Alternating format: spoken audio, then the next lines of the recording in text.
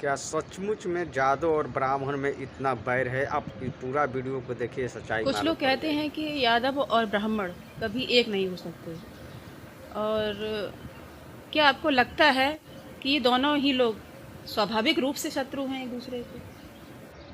ये कुछ ही लोग कहते होंगे, और जो कुछ लोग कहते होंगे वो मेरे ख्याल से राजनीति से ही संबंधित लोग होते जी होंगे। जी जी क्योंकि मेरा मानना है कि ये तो कोई भी जानकार आदमी नहीं कहेगा। जी। यादवों की जो उत्पत्ति है हम्म, वो भी एक ब्राह्मण माँ की कोख से ही है।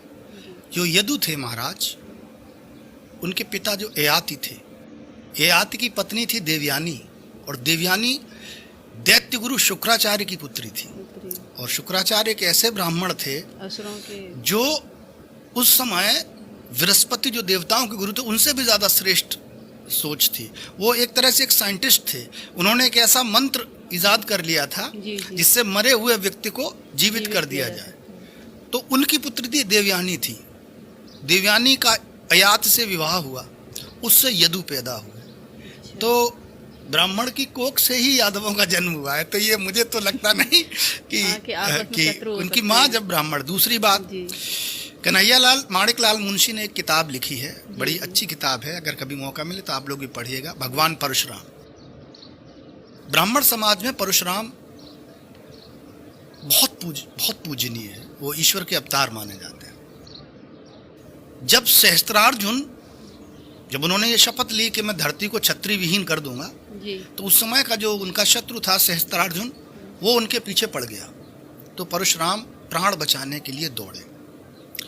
तो किसी राजा ने परशुराम को शरण नहीं दी अपने यहाँ, क्योंकि उसका इतना आतंक था सहस्त्रबाहु का। तो एक भागते भागते वो एक जंगल के कबीले से गुजरे। जी उस कबीले का सरदार एक यादव कुल का व्यक्ति था जिसका नाम था भद्रश्रेष्ठ। भद्रश्री।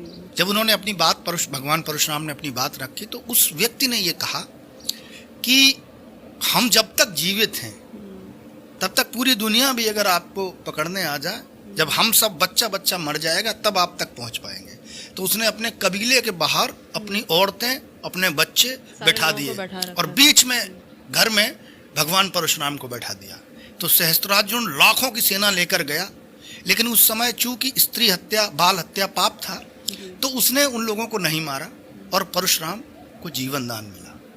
तो उनकी रक्षा करने वाला भी एक यादव ही। तीसरी जो सबसे एक बहुत महत्वपूर्ण, मैं आपको बात बता रहा हूँ, कृष्ण सुदामा की मित्रता तो आपने सुनी होगी, वो एक, लेकिन एक बहुत महत्वपूर्ण बात जो कम लोग जानते हैं, भगवान परशुराम के बहुत शिष्य रहे हैं, और रामायण काल में भी भगवान परशुराम रहे हैं और महाभारत काल में भी रहे हैं। भगवान परशुराम के महाभारत काल में 3 प्रमुख शिष्य थे, क्षत्रिय भीष्म, ब्राह्मण द्रोणाचार्य और शूद्र कर्ण।